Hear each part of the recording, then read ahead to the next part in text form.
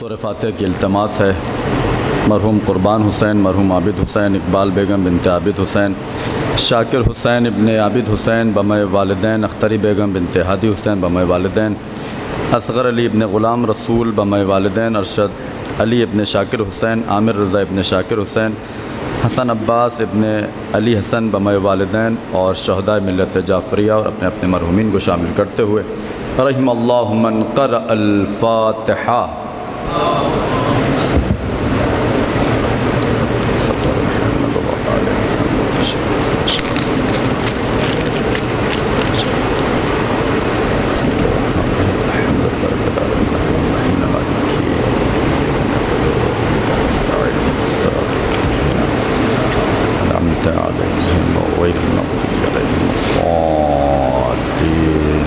درود پڑھیے گا محمد و آل محمد۔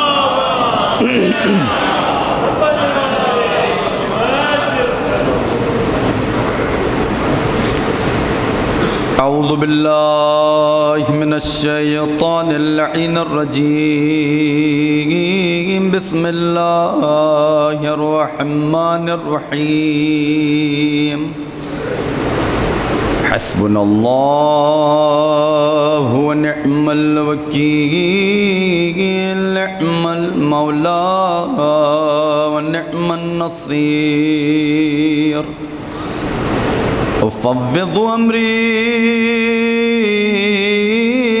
الی اللہ، ان اللہ بصیر بالعباد۔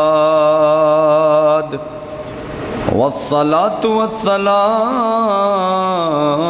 والتحیۃ والاکرام سیدنا ومولانا ومولا الثقلین جد الحسن والحسین بالقاسم محمد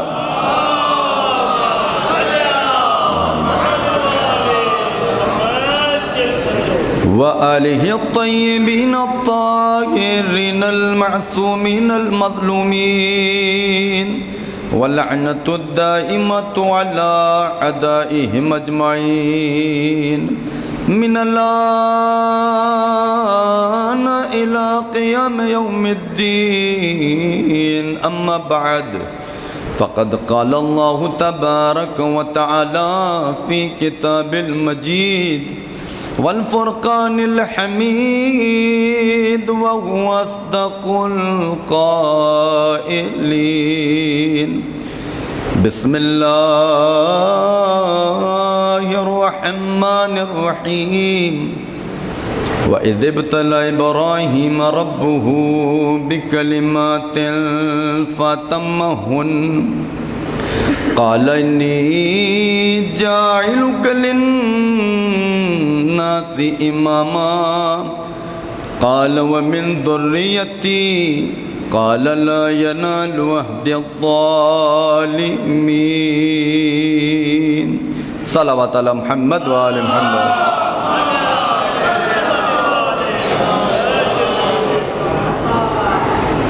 عزیزان گرامی، سامعین محترم، عزاداران سید الشہداء علیہ السلام،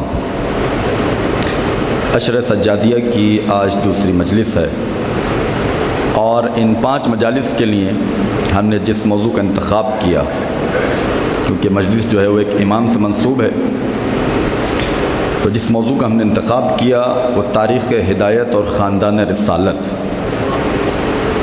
اور اس موضوع کے لیے قرآن مجید کی بہت ہی مشہور و معروف آیت کا ہم نے انتخاب کیا، کہ جس آیت کے اندر پروردگار عالم خالق کائنات اللہ تبارک و تعالی رب جلیل یہ ارشاد فرما رہا ہے، وَإِذِ ابْتَلَى إِبْرَاهِيمَ رَبُّهُ۔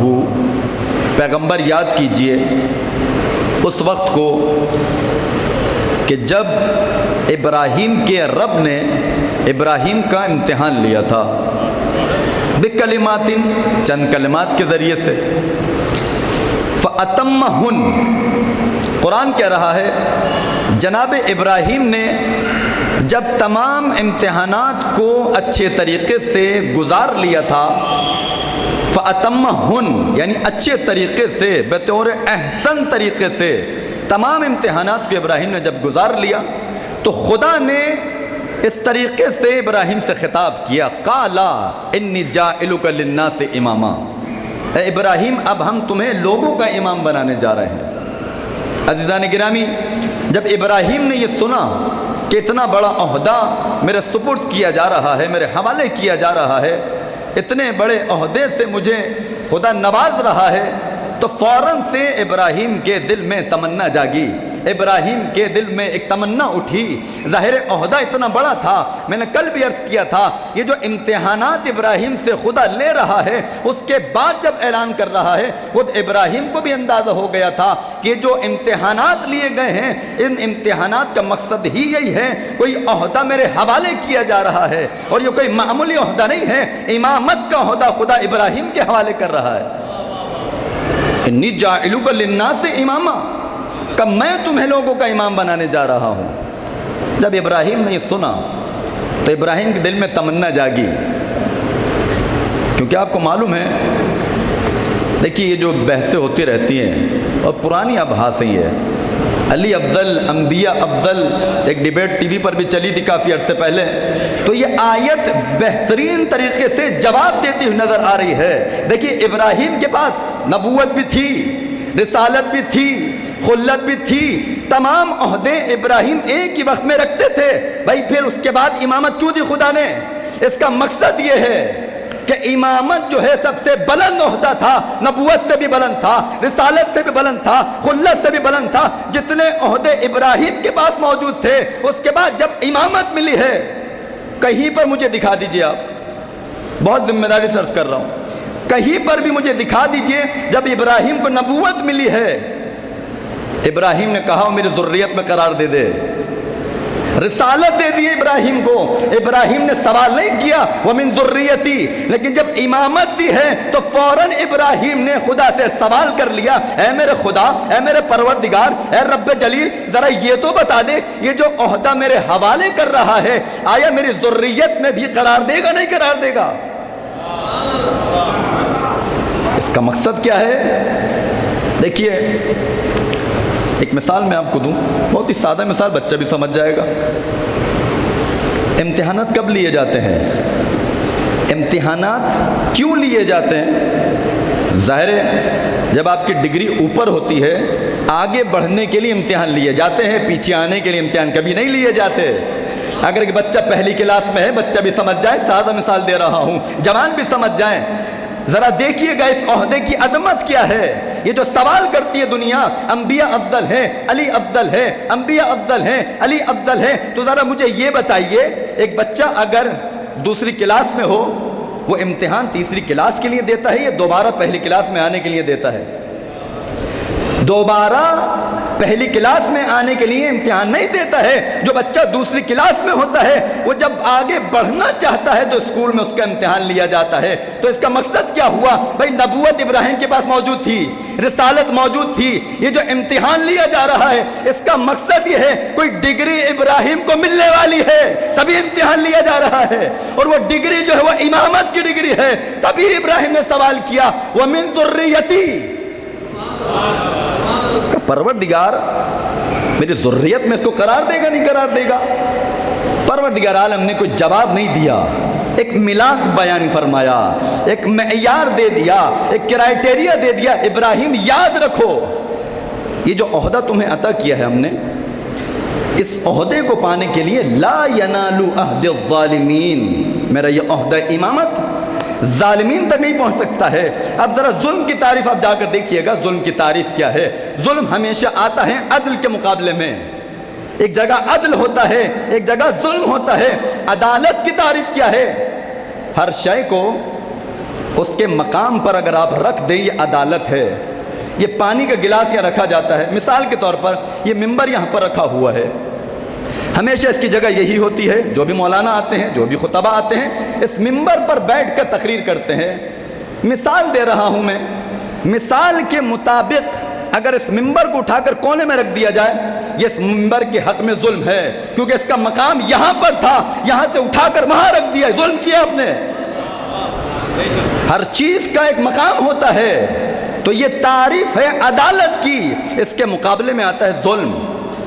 اب ظلم کی جا کر اب تعریف کیجئے، جا کے دیکھیے گا اس کی تعریف میں کیا کیا چیزیں آتی ہیں. ان الشرک لظلم عظیم.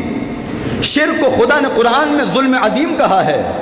کسی کا مال کھا لیا ظلم، والدین کا احترام نہ کیا ظلم، یتیم بچوں کا مال کھا لیا یہ ظلم کیا ہے، لوگوں کے ساتھ بدسلوکی سے آپ پیش آئے ہیں یہ ظلم کیا ہے. یعنی تمام چیزیں یہ ظلم کے دائرے میں آتی ہیں. شرک بھی ظلم ہے. تو یہاں پر کم از کم قرآن نے ہمیں کرائٹیریا دے دیا ہے. امام بننے کے لیے عادل ہونا شرط ہے. کبھی بھی ظالم امام نہیں ہوا کرتا ہے.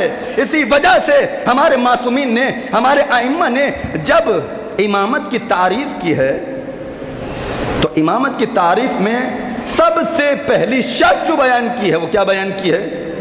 امام کو معصوم ہونا چاہیے. یہ شرط کیوں ہے؟ اس کی وجہ یہی ہے کیونکہ امام کے پاس جو عصمت ہوا کرتی ہے، عصمت کا تعلق جو ہے وہ بہت گہرا امامت کے ساتھ. ہر چیز میں معصوم ہونا چاہیے.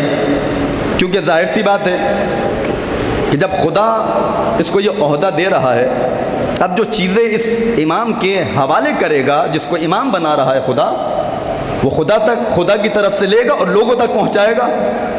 اب جو خدا دے جس طریقے سے دے، بغیر رد و بدل کے لوگوں تک پہنچائے. اور اسی طریقے سے دنیا میں بھی امام کی شان یہ ہوا کرتی ہے، جو بھی مال ہوتا ہے وہ امام کا ہوتا ہے. بلکہ ہماری جان بھی امام کی ہے. مال تو دور کی بات ہے، ہماری جان امام کی ہے. یہ جو آپ چل رہے ہیں، زمین پر چل رہے ہیں، اپنے گھر سے اٹھ کر آتے ہیں، مجلس عزا میں آ کر بیٹھتے ہیں، یہ اس امام ہی کا تو صدقہ ہے جو پردہ غیبت میں موجود ہے.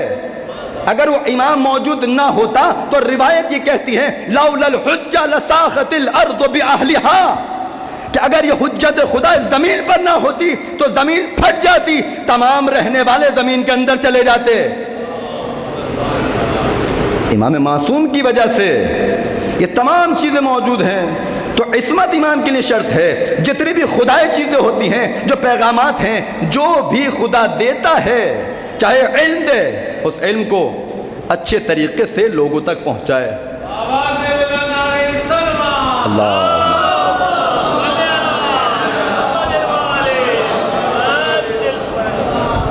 امام کو معصوم ہونا چاہیے. اس آیت کا جو ٹکڑا ہے آخری والا، اس میں اسی بات کی طرف اشارہ کیا گیا ہے لا ینال عہد الظالمین. امام معصوم ہوگا.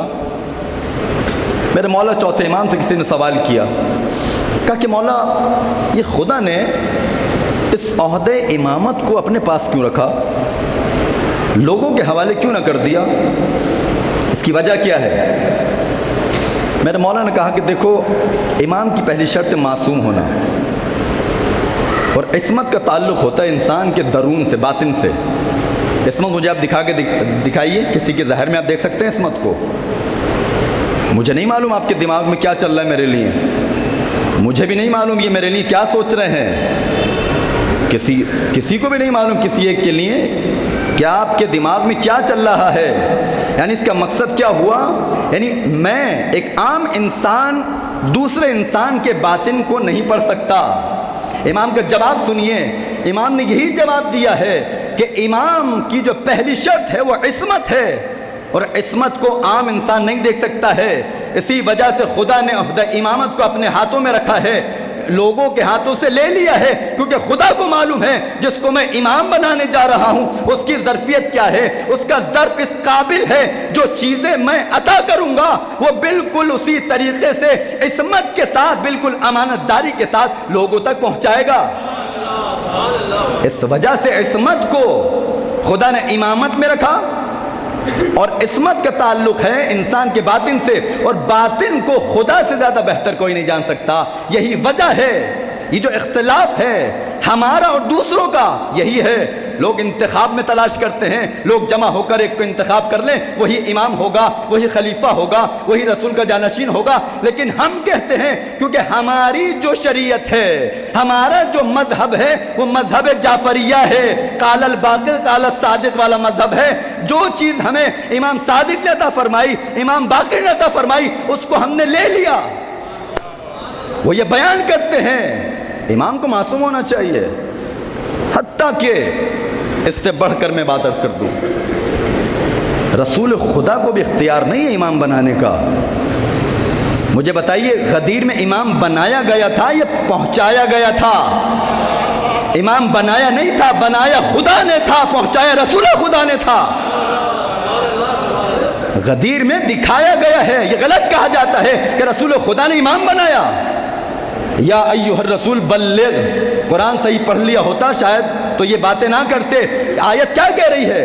یا ایھا الرسول بلغ ما انزل الیک من ربک وان لم تفعل فما بلغت رسالتہ واللہ یعصمک من الناس. اے حبیب پہنچا دیجئے وہ پیغام کہ جو آپ کے رب کی جانب سے آپ تک نازل ہو چکا تھا. یہ ترجمہ میں نے جان بوجھ کر کیا ہے، ہونے والا نہیں ہے، جو نازل ہو چکا تھا. کل میں نے روایت پیش کی تھی جب رسول خدا نے یہ کہا تھا کنت نبیا آدم بین الماء والطین، تو علی نے بڑھ کر یہی تو کہا تھا یا رسول اللہ کنت ولیا آدم بین الماء والطین. آدم سے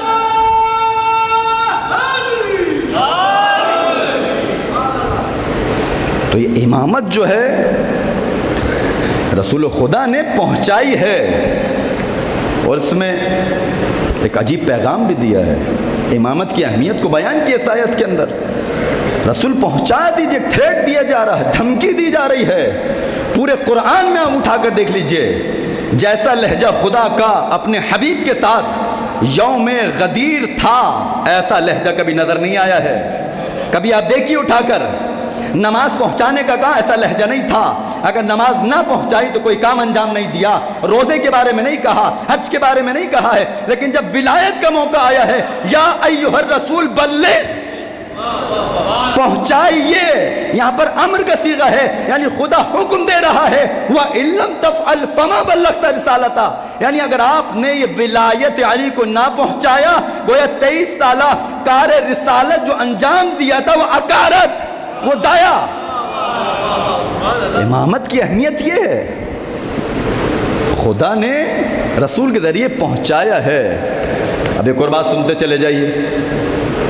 دیکھیے امامت کی اہمیت، تاریخ ہدایت ہمارا موضوع ہے، اور تاریخ ہدایت میں بھی سب سے بہترین جو باب ہے ہدایت کا وہ امامت کا باب ہے.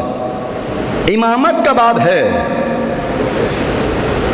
اچھا مجھے یہ بتائیے کہ غدیر کے علاوہ رسول خدا نے یہ جو اتنا مجمع اکٹھا کیا تھا، جو پیچھے رہ گئے آگے بلائے، جو آگے چلے گئے ان کو پیچھے بلایا گیا. کبھی نماز پہ جمع کیا رسول خدا نے؟ کبھی حج پر جمع کیا؟ زکوٰۃ دینے پہ کہا کہ جو فلاں محلے میں ان کو بلا کر لے آؤ، زکوٰۃ ساتھ دیں گے ہم. نماز جو ہے وہ تمام محلے والے، تمام منطقے والے، تمام شہروں والے ایک ساتھ پڑھیں گے. کہیں پر بھی نہیں ملتا ہے سوائے ولایت علی ابن ابی طالب کے. جب ولایت کو پہنچانے کا موقع آیا تو تمام کو جمع کیا، جمع کر کے یہ پیغام دیا من کنت مولا فہذا علی المولا کا. جس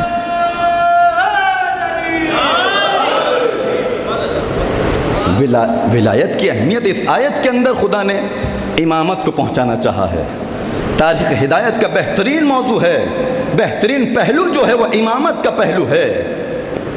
اور یہ تاریخ ہدایت ظاہری اعتبار سے اگر دیکھی جائے تو یہ کہاں سے سٹارٹ ہوئی؟ حضرت آدم کے ذریعے سے. سب سے پہلے ہادی حضرت آدم علیہ السلام. مختلف انبیاء آتے رہے، مختلف رسول آتے رہے، یہاں تک کہ یہ سلسلہ پہنچا امامت تک. خدا نے اس امامت کے ذریعے سے ہدایت کا سلسلہ جاری کیا. نبوت کے بعد جو یہ عہدہ کنورٹ ہوا ہے امامت کی جانب، اور سب سے پہلے امام مولا کائنات تک یہ عہدہ گیا اور آج تک یہ جاری ہے. اب ایک سوال میں آپ سے کرنا چاہوں گا اور اپنی بات کو آگے بڑھاتا ہوں. دیکھیے یہ جو امامت کا عہدہ ہے یہ کب تک جاری رہے گا؟ کب تک جائے گا؟ یہ الی یوم القیامہ، قیامت تک جانا چاہیے. اب جب یہ عہدہ امامت قیامت تک جائے گا تو یہ کس خاندان میں ہوگا؟ ظاہر وہ خاندان میں ڈھونڈنا ہے ہم نے. تاریخ ہدایت اور خاندان رسالت ہمارا موضوع ہے. جب یہ خود عہدہ قیامت تک جائے گا تو ظاہر سی بات ہے کوئی ایسا خاندان ہونا چاہیے کہ جو وہ خاندان بھی قیامت تک باقی رہے، تبھی تو یہ عہدہ چلے گا۔ اس عہدے کو لینے والا کون ہوگا؟ جب تک خاندان ہمیں نظر نہیں آئے گا۔ تو جب ہم نے قرآن کی طرف دیکھا، قرآن کی طرف رجوع کیا، تو قرآن میں ہمیں ایک آیت نظر آئی، وَكُلُّ مَنْ عَلَيْهَا فَانٍ وَيَبْقَى وَجْهُ رَبِّكَ ذُو الْجَلَالِ وَالْإِكْرَامِ، ہر شے فنا ہو جائے گی۔ سورہ رحمان کی آیت ہے، ہر شے کو فنا ہے، ہر شے فانی ہونے والی ہے، سوائے تیرے رب کا چہرہ باقی بچے گا، وجہ پروردگار باقی بچے گا۔ اب یہاں پر جو کہا جا رہا ہے یبقى وجہ ربک ذو الجلال والاکرام، تیرے رب کا چہرہ باقی بچے گا، وجہ باقی بچے گا۔ وجہ کا ترجمہ کیا کیا گیا؟ چہرے کا، لیکن وجہ کا ترجمہ جا کر آپ دیکھیے گا، وجہ کا ترجمہ چہرہ ہے، صرف چہرہ نہیں ہے، دوسرا معنی بھی ہے۔ جب ہم نے اور معنی دیکھے تو ہمیں ایک معنی اور نظر آیا، وجہ کا معنی ہے پہچان۔ یعنی کیا مقصد؟ ہر شے فنا ہو جائے گی، تیرے رب کی پہچان باقی بچے گی۔ ہر شے کو فنا ہے، جو باقی بچنے والی شے ہے وہ تیرے رب کی پہچان ہے۔ تو ہمیں تلاش کیا کرنا ہے؟ وہ کون سی چیز ہے کہ جو خدا کی پہچان بنے گی، ہمیں یہ تلاش کرنا ہے۔ یہ آیت آپ نے سنی ہے، اب میں روایت آپ کی خدمت میں پیش کرنے جا رہا ہوں، میرے مولا صادق آل محمد امام جعفر صادق علیہ السلام،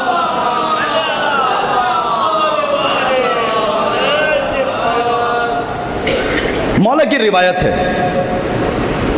مولا فرماتے ہیں نحن خزان اللہ لولانا ما عرف اللہ، کہ ہم اللہ کے خزانہ دار ہیں۔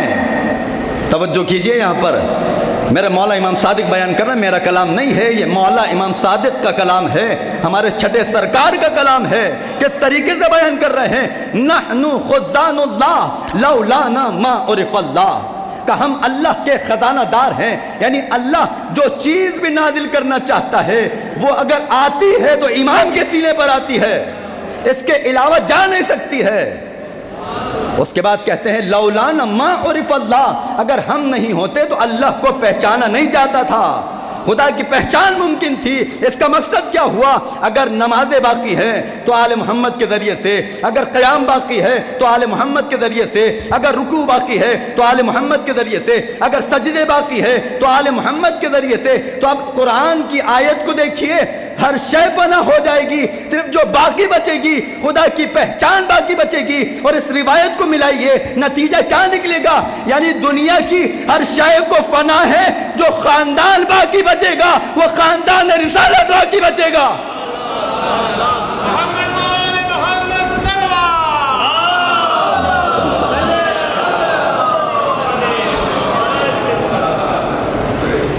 جو خاندان باقی بچنے والا ہے، خدا کی پہچان آل محمد ہیں۔ عزیزان گرامی، کو معمولی مرحلہ نہیں ہے یہ جو امامت جائے گی۔ میں نے اب آپ کو خاندان رسالت بتایا ہے، میں نے ابھی آپ کو دکھایا نہیں ہے، اور آگے بڑھیے۔ اب میں آپ کو دکھانے جا رہا ہوں، دوبارہ آیت کی طرف آئیے۔ وَإِذِ ابْتَلَىٰ إِبْرَاهِيمَ رَبُّهُ بِكَلِمَاتٍ فَأَتَمَّهُنَّ قَالَ إِنِّي جَاعِلُكَ لِلنَّاسِ إِمَامًا قَالَ وَمِن ذُرِّيَّتِي قَالَ لَا يَنَالُ عَهْدِ الظَّالِمِينَ، ابراہیم تمہاری ذریت میں امامت کو رکھوں گا لیکن ظالموں کو امامت نہیں دوں گا۔ اب ذرا دیکھیے، اب میں آپ کو دکھانے جا رہا ہوں وہ خاندان کون سا ہے۔ ابھی میں نے آپ کو بتایا ہے، اب آپ دیکھیے گا خاندان رسالت ہے کیا، دیکھیے گا۔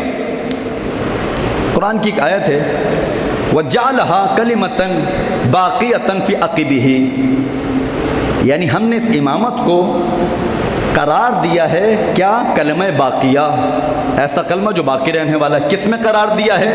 ابراہیم کے سوال کیا تھا؟ وَمِن ذُرِّيَّتِي، تو اس کا جواب اس آیت میں خدا نے دیا وَجَعَلَهَا كَلِمَةً بَاقِيَةً فِي عَقِبِهِ، یعنی ہم نے اس امامت کو ابراہیم کی ذریت میں کلمہ باقیہ کی صورت میں رکھا۔ تو اس کا مقصد کیا ہوا؟ خدا نے قرآن میں کلمے کو امامت کہا، امامت کو کلمہ کہا ہے۔ اب ایک اور آیت دیکھیے، الم تر کیف ضرب اللہ مثلا کلمۃ طیبۃ کشجرۃ طیبہ اصلها ثابت وفرعها فی السماء، کیا تم نے نہیں دیکھا، تمہارے رب نے جب مثال پیش کی ہے کلمہ طیبہ کی، کس کے ساتھ پیش کی ہے؟ کلمہ طیبہ کی مثال شجرہ طیبہ سے دی ہے۔ اس کی خصوصیات کیا ہیں؟ اس کی خصوصیت یہ ہے، اس کی اصل ثابت ہے، یعنی جو اس کی اصل ہے وہ جڑ ہے، وہ ثابت ہے، اور اس کی جو فرع ہے، اس کی شاخیں جو ہیں وہ آسمان میں ہیں۔ غور کیجئے گا، شجرہ طیبہ یعنی پاک شجرہ، کلمہ طیبہ کو خدا نے رکھا شجرہ طیبہ کے اندر۔ اب میں آپ کو دکھانے جا رہا ہوں وہ شجرہ طیبہ کہ جس کی جڑ زمین میں ہے اور اس کی شاخیں آسمان کے اندر ہیں۔ اب اس کو دکھانے کے لیے میں آپ کو لے کر جاؤں گا اس منظر کی طرف کہ جب فتح مکہ کا موقع تھا، کعبے میں بت لگے ہوئے تھے۔ ایک مرتبہ میرے مولا رسول خدا نے کیا کہا، علی یہ بت تم توڑو گے یا میں توڑوں گا، یا میں تمہارے کاندھوں پر آ جاؤں یا تم میرے کاندھوں پر آ جاؤ؟ اصلھا ثابت وفرعھا فی السماء۔ اس کو ذہن میں رکھیے گا، میں دکھانے جا رہا ہوں وہ شجرہ طیبہ کیا ہے جس کی جڑ زمین میں ہے، شاخ آسمان میں ہے۔ کہا کہ علی یہ بتاؤ، میں تمہارے کاندھے پر سوار ہو جاؤں یا تم میرے کاندھے پر آؤ گے؟ اب علی جواب کیا دیں گے؟ احترام سامنے ہے، یا رسول اللہ آپ میرے کاندھے پر آ جائیے۔ لیکن عزیزان محترم غور کیجئے، یہاں پر جیسے ہی اللہ کے رسول نے یہ ارادہ کیا، بلکہ یوں کہہ دوں یہاں پر اللہ کے رسول نے فرش کو چھوڑا، وہاں سے جبرائیل نے عرش کو چھوڑا اور نازل ہوئے۔ یا رسول اللہ علی کے کاندھے پر چڑھنے سے پہلے یہ ضرور سوچ لیجئے گا، آپ آقا ہیں میرے، آپ میرے سردار ہیں، خدا یہ کہہ رہا ہے علی ید اللہ ہے، علی جنب اللہ ہے، علی لسان اللہ ہے، علی صدر اللہ ہے۔ یہ ذرا سوچ لیجئے گا۔ اب جب یہ بات آئی تو اب ارادہ چینج ہوا، کہا کہ علی آپ ہی میرے کاندھے پر آ جائیے۔ اصلھا ثابت وفرعھا فی السماء، جڑ زمین میں ہے، شاخ آسمان میں ہے، ذہن میں رکھیے گا۔ علی سوار ہوئے، بتوں کا صفایا کرنا شروع کیا، بتوں کو توڑتے جا رہے ہیں۔ رسول خدا نے جو سوال کیا وہ بالکل رواج سے ہٹ کے کیا، عادت سے ہٹ کے۔ اگر میرے کاندھوں پر چڑھ کر کوئی چیز اوپر صاف کر رہا ہو، میں اس سے یہی تو سوال کروں گا، بھائی یہ بتائیے کتنی دیر لگے گی؟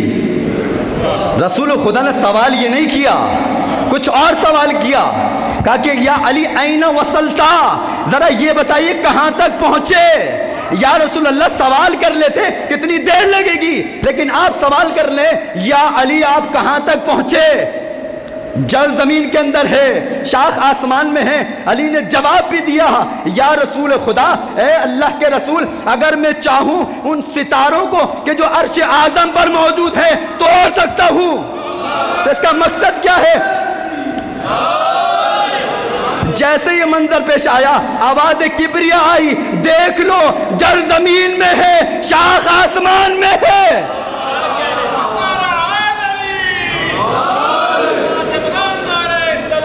اللہم صلی علی محمد۔ کہ دیکھ لو جڑ زمین میں ہے، شاخ آسمان میں ہے۔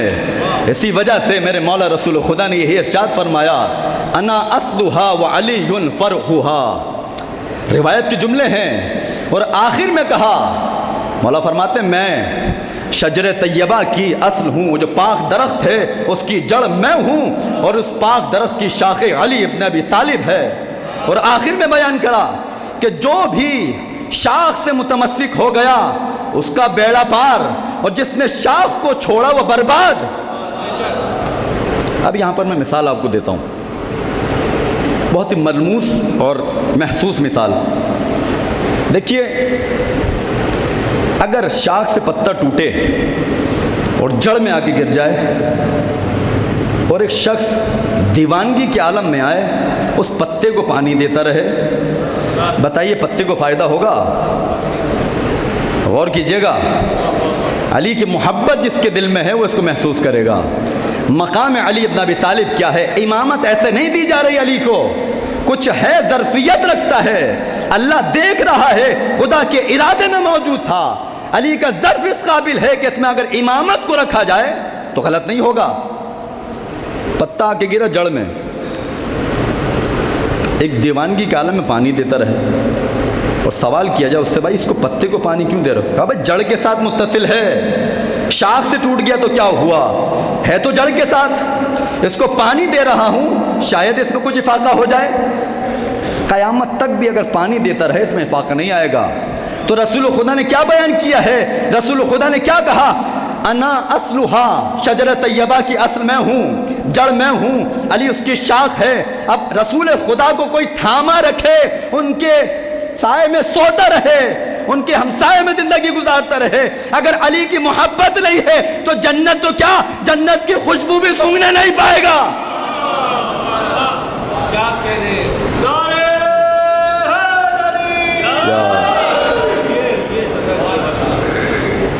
علی سے محبت کرو گے رسول تک پہنچو گے۔ رسول تک پہنچنے کے لیے علی ابن ابی طالب درکار ہیں، بغیر علی کے رسول تک نہیں پہنچ سکتے ہو۔ اس سے بڑھ کر اگر خدا تک بھی کوئی اگر پہنچنا چاہتا ہے تو علی کے ذریعے، اور رسول خدا تک اگر کوئی پہنچنا چاہتا ہے تو بھی رسول خدا علی کے ذریعے۔ علی کا معیار کوئی معمولی معیار نہیں ہے۔ عزیزان گرامی، شجر طیبہ کی دو جڑیں ہیں، ایک جڑ کو ابو طالب کہا جاتا ہے اور دوسری جڑ کو خدیجۃ الکبریٰ کہا جاتا ہے۔ اب اس سے یہ ہدایت کا سلسلہ جاری رہے گا۔ عزیزان گرامی، یہ جڑ جو میں نے کہا ہے عمدن کہا ہے، اگر تاریخ ہدایت میں ابو طالب کو اور خدیجہ کو نکال دیا جائے تو اسلام میں کچھ باقی نہیں بچے گا۔ ابو طالب کون ہے؟ ابو طالب وہ ابو طالب کے جو محسن اسلام ہیں، وہ ابو طالب کے جو محسن رسالت و امامت ہیں، وہ ابو طالب کے جو پورے اسلام پر احسان کرنے والے ہیں۔ ابو طالب کا مقام کون سمجھے گا؟ ابو طالب کی شخصیت باعظمت شخصیت ہے۔ جب جناب آمنہ سلام اللہ علیہ رسول خدا کی والدہ گرامی، جناب ختمی مرتبت کی ولادت نزدیک، باپ کا انتقال ہو چکا ہے، والد محترم دنیا سے جا چکے ہیں جناب عبداللہ، اب والدہ موجود ہیں، جناب ختمی مرتبت کی ولادت ہونے والی ہے۔ دوڑی دوڑی آئیں ابو طالب کی خدمت میں۔ دیکھیے میں نے کیا کہا، محسن اسلام ہیں ابو طالب، محسن رسالت و امامت ہیں ابو طالب۔ کہا کہ ابو طالب ولادت کا وقت نزدیک ہے، ولادت کہاں پر ہوگی؟ ابو طالب نے کہا میرے گھر پر۔ تو جناب محمد مصطفیٰ کی جو ولادت ہوئی ہے، تاریخ نے لکھا ہے وہ ابو طالب کے گھر میں ہوئی ہے۔ نہ صرف یہ کہ ولادت جناب ختمی مرتبت کے ابو طالب کے گھر میں ہوئی ہے، بلکہ نام بھی جو محمد رکھا ہے وہ ابو طالب نے رسول کا نام محمد رکھا ہے۔ نہ صرف یہ کہ نام محمد رکھا ہے، ابو طالب کو محمد کو پالا بھی ابو طالب نے ہے۔ نہ صرف یہ کہ محمد کو پالا ابو طالب نے ہے، بلکہ ابو طالب نے محمد کا نکاح بھی پڑھایا ہے۔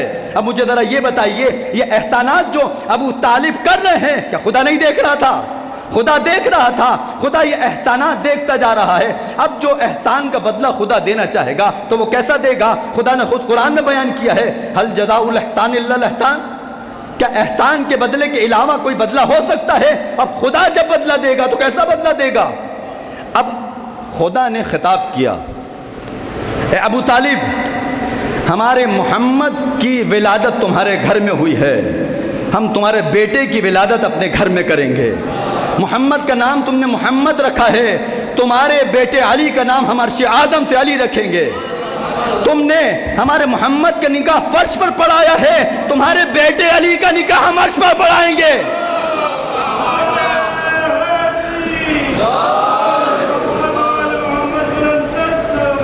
اللہ صلی اللہ علیہ وسلم۔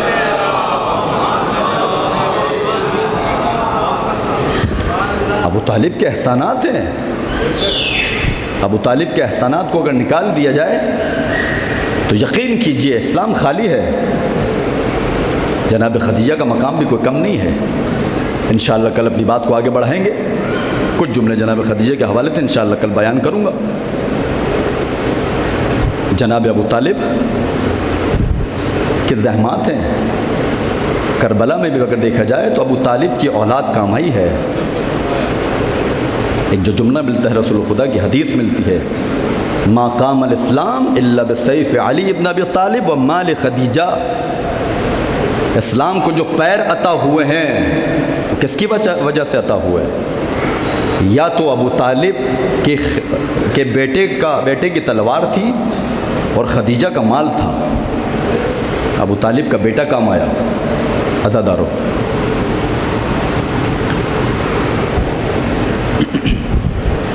کل آپ کی خدمت میں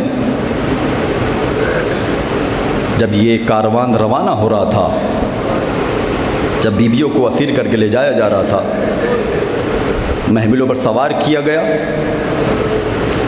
عزادارو جب اس کاروان کو مقتل سے گزارا گیا ہے،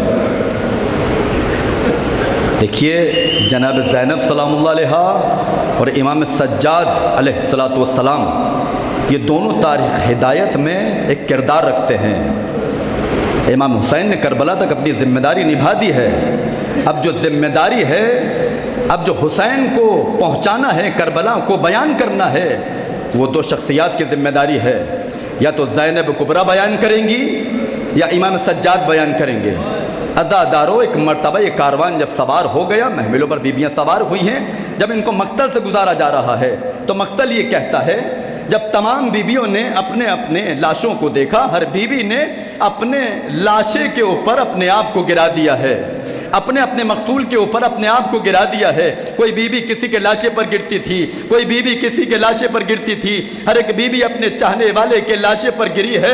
لیکن زینب کبریٰ نے جب دیکھا ہے، ایک مرتبہ حسین سامنے ہے، زینب کبریٰ سواری پر موجود ہیں، جب یہ دیکھا ہے میرا ماجایا زمین پر موجود ہے، ایک مرتبہ مقتل کے جملے یہ ہیں، زینب کبریٰ نے اپنے آپ کو سواری سے نیچے اتار دیا، ایک مرتبہ حسین کے لاشے پر پہنچی ہے۔ مقتل کہتا ہے زینب کبریٰ نے اپنے دونوں ہاتھوں کو حسین کی کمر کے نیچے رکھا ہے اور اٹھا کر بی بی اس طریقے سے کہتی ہے، اللہم تقبل منا ھذا القربان، پروردگارا ہماری اس قربانی کو قبول فرمانا، اجرکم علی اللہ، اجرکم علی اللہ۔ عزادارو، یہ کاروان چلتا رہا ہے، ایک مرتبہ وہ موقع آیا، کوفے کے بازار میں یہ کاروان پہنچا ہے۔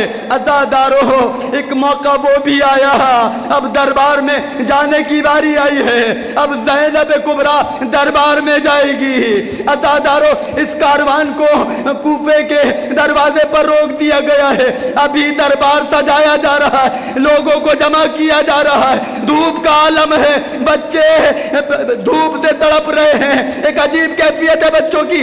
عزادارو، ایک حکم آتا ہے، اب زینب کو دربار میں داخل کیا جائے، اجرکم علی اللہ۔ عزادارو، بڑا عجیب جملہ ہے، بہت عجیب جملہ ہے کہ زینب کو دربار میں داخل کیا جائے۔ یہ کون زینب ہے؟ یہ وہی زینب ہے جب مدینے سے چل رہی تھی، عباس آگے بڑھ رہے تھے، علی اکبر آگے بڑھ رہے تھے، بھیا حسین آگے بڑھ کر سوار کرا رہا تھا، اور میر انیس نے یہاں پر عجیب اشعار بیان کیے ہیں کس طریقے سے زینب مدینے سے شان کے ساتھ نکل رہی ہے۔ ناکے کے قریب پہنچی جو ہی دختر حیدر، خود ہاتھ پکڑنے کو بڑھے سبت پیمبر، فضا تھی سنبھالے ہوئے گوشہ چادر، پھر پردہ محمل کو اٹھائے علی اکبر، فرزند کمر بستہ چپ و راست کھڑے ہیں، نالین اٹھانے کو عباس کھڑے ہیں۔ یہ زینب کبریٰ کی میر علی سے شان بیان کی ہے جب مدینہ سے نکل رہی ہے۔ لیکن آج کیا موقع آ گیا، زینب کبریٰ دربار میں جانے والی ہے۔ عزادارو، آخری جملہ ہے یہاں پر، ایک مرزا شیرازی جو ہمارے بہت بڑے عالم دین ہیں، ایک مرتبہ سامرہ میں ایک خطیب خطاب کر رہے تھے، جب وہ یہ جملہ اپنی زبان سے جاری کرتے ہیں، دخلت زینب علی ابن زیاد، زینب ابن زیاد کے دربار میں آئی۔ وہ مرزا شیرازی جو عالم سے اپنی جگہ سے کھڑے ہو کر کہتے ہیں، اے خطیب اسی جملے پر رک جا۔ خطیب کہتا ہے، آقا مجھے اور پڑھنا ہے۔ وہ کہتے ہیں، اس جملے پر رک جا، پہلے اس جملے کا حق ادا ہونے دے دے، یہ جملہ رونے کے لیے کافی ہے۔ زینب ابن زیاد کے دربار،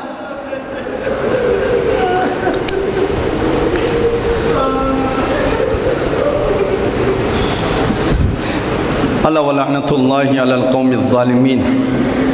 وَسَيَعْلَمُ الَّذِينَ ظَلَمُوا أَيَّ مُنْقَلَبٍ يَنْقَلِبُونَ۔ پروردگار تجھے واسطہ محمد و آل محمد کا اس قلیل سے عبادت کو قبول فرما۔ پروردگار تجھے واسطہ محمد و آل محمد کا ان آنسوؤں کو رومال سیدہ میں جگہ عنایت فرما۔ پروردگار جو مریض ہیں جہاں کہیں بھی ہاسپٹلائز ہیں، اسپتالوں میں موجود ہیں، پروردگار ان کو جلد از جلد بیمار کربلا کے صدقے میں صحت کلی عنایت فرما۔ پروردگار تجھے واسطہ محمد و آل محمد کا ملک پاکستان کو ترقی عنایت فرما۔ پروردگار تجھے واسطہ محمد و آل محمد کا جتنے بھی عزادار دنیا کے جس کونے میں، خطے میں، جس سرزمین کے اوپر جس مسلک سے بھی تعلق رکھنے والے، پروردگار ان کی عزت، مال، جان و آبرو کی حفاظت فرما۔ پروردگار ہمارے والدین کو طول و عمر عطا فرما، جو مقروض ہیں ان کے قرضوں کو غیب سے ادا فرما۔ پروردگار یہ دنیا ظلم و جور سے بھر چکی ہے، پروردگار اپنی آخری حجت امام زمانہ علیہ السلام کے ظہور میں تعجیل فرما، ہمیں ان کے ناصران خاص میں شامل فرما۔ ربنا تقبل منا انک انت السمیع العلیم برحمتک یا ارحم الراحمین۔